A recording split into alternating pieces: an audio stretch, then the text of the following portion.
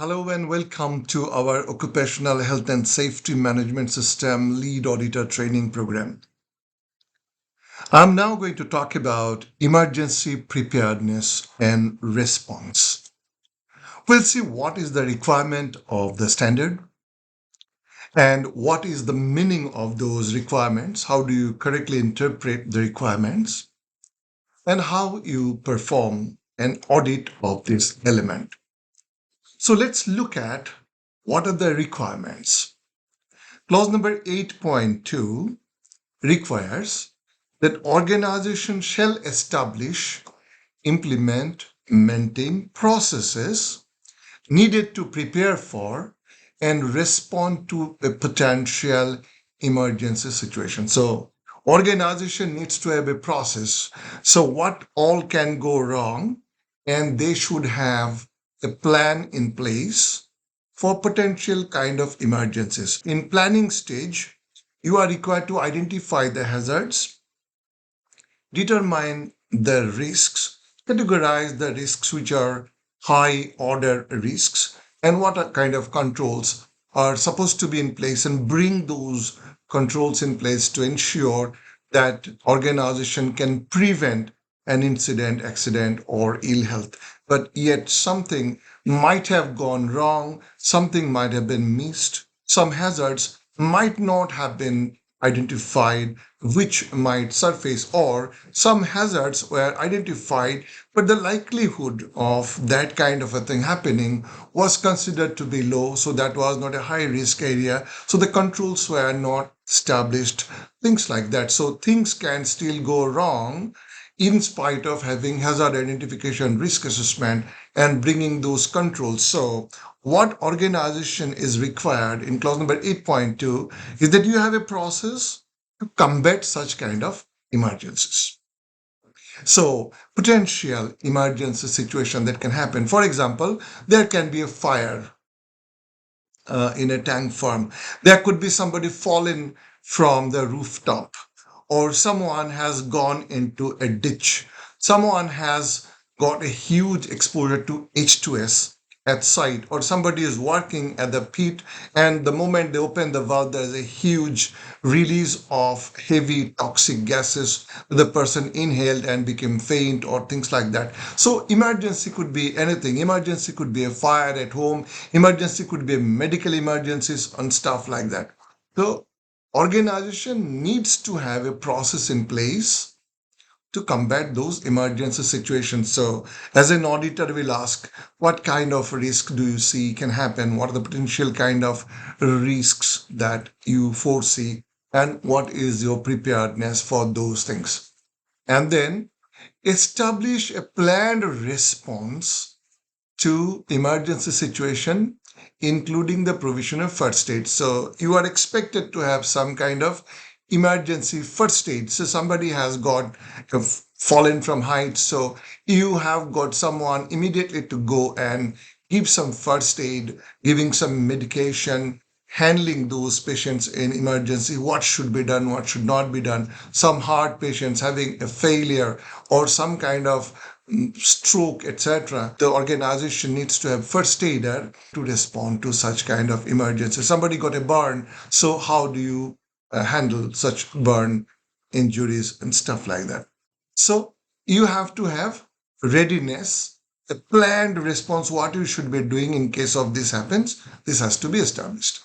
Now, providing training for the planned response. So the people who are working in this must be provided training. For example, this is how you can operate a fire extinguisher. This is how you can operate a shutdown system. This is how you can operate a local area shutdown or full plant shutdown or whatever. So you are required to provide training for those, periodically testing and exercising the planned response capability. The standard requires that you periodically test this.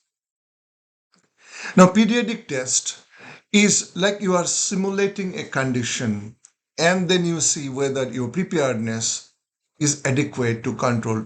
During the mock drill and the testing, you may find, well, there was no proper coordination between who will contact the emergency services or ministry or some other related department, who will be doing a certain task, who will communicate internally, who will communicate with the top management of the organization, and stuff like that. How different sections, how different units of the organization will work, how neighboring industry or adjacent neighbors will be informed of emergency, and if there is a joint capability that is needed to be brought into fight an emergency, how you communicate with your neighbors, because the fire or an incident can spread to the neighbor unless it's controlled from them, or emergency can be with a neighbor which can spread to your organization. For example, there is a fire in your adjacent home which can spread to your home. So how you are combating those kind of emergency situations, and these testing are very vital. By doing that, you will know whether your organization is really ready for managing such emergencies. Now, evaluating performance, of course, how things have gone as necessary, and revising the planned response, including after testing and after occurrence of the emergency. So now, imagine you have done a testing, you found certain areas. Let me give an example. Many years ago, we were doing an emergency mock drill. So they were possibly anticipating that during the audit, there'll be a mock drill simulation will be done. So they were all prepared for this. So suddenly we talked to the top management that let us assume that there's a tank fire, something has gone wrong in one of the tank, and how things are being managed. It was all done. People were aware. They have contacted everyone. They have responded with the team. Firefighting system was activated. Fire monitors activated. Everything was perfectly done, and everybody came back. When we did the second time, we had a plan that let's do it second time. The moment we said that there is another fire, that is the time they really thought now is the real problem. Now there is a real fire incident, and that is when things started surfacing where things are weak. And we found that they were not ready in terms of communication, and they realized they don't have adequate firefighting provisions for a second fire or stuff like that. So many areas were discovered once we repeated this, which was not anticipated. So these are the kind of learning that you can have. So in case of a testing and in case of an emergency, real emergency has happened. So there's a real fire, and then or real accident happened, and then how you managed it. Based on that, you evaluate the performance and revise the planned response, what you should be doing now. Something new has come up, and how you are going to do that. Communicating and providing relevant information to all workers on their duties and responsibilities. What one of the most important thing is that during the emergencies, who is responsible to do what? Normal time, people have got certain responsibilities. In emergencies, someone has to perform additional tasks. Someone may be responsible for communication, someone may be responsible to guide the fire brigade, someone may be responsible to operate the fire pumps and stuff like that. Someone is responsible to take care of the plant facilities, emergency shutdown system, and stuff like that. So everyone has got some responsibility that they are expected to perform during the emergency, and take into the needs. Now, communicating the relevant information to the contractors, of course, there may be contractors working within the organization's visitors. Sometimes we visit a plant of a client, so we are the visitors, and in every plant there will be some visitors, some contractors, and emergency response services when they're coming. Governmental authority, for example, when there is a fire, you have to inform the fire brigade, which is external to the organization, and they come to rescue. They don't know your place so well, so there must be some kind of communication or guiding them to different places, etc. So, and including the local community. For example, let me give a very interesting example, very interesting example here. There was a company in Yemen I have audited. They were making cigarettes, and they had a huge storage of tobacco go down, and tobacco go down caught fire. From an electrical fire, it spreaded to the go down. Imagine one cigarette burning, what kind of discomfort that can create. Just imagine the entire tobacco go down is on fire, and pungent smell and smoke burning smell are spreading the air, smoke billowing out of this place. It is impossible for anyone to breathe, and people started running from one direction to another. They don't know where is this smell coming from. It is impossible for anyone to breathe. So this kind of a situation, so there is a need for communication with the community in case of an emergency by the organization. And this is one of the areas they should identify, that this is a potential hazard and risk that can happen, and in such cases how you are going to communicate with the local community. Take into account of the needs, take into account the needs and capabilities of all relevant interested parties and ensure their involvement.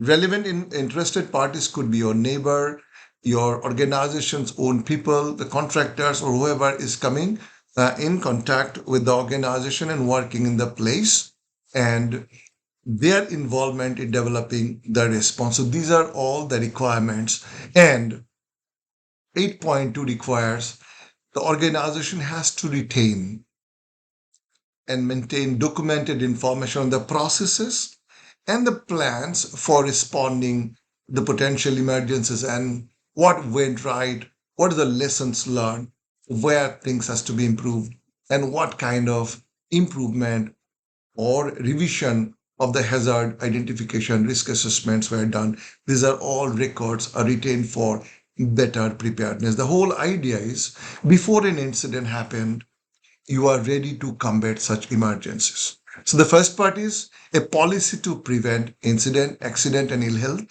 legal compliance, and compliance to all statutory other requirements, and continual improvement of occupational health and safety performance.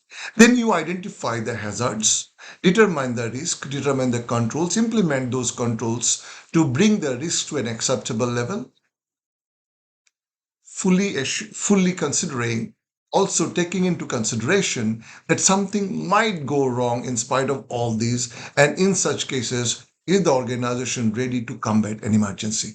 And you do this test and keep record. In this process you have to have a process, people train, communication, and the testing of the real emergencies or potential emergencies, and action after those things. So this is how you are going to ask what you do in this case, what kind of preparedness you have, and then can ask, can you show where is the last test, what kind of emergency you foresee, what kind of test was done, and where are the records of such kind of tests, and what did you learn from this incident, and where are those records. By doing that, you can comprehensively audit an emergency preparedness and response. I hope I could touch some of this point that is very relevant for you. Thank you.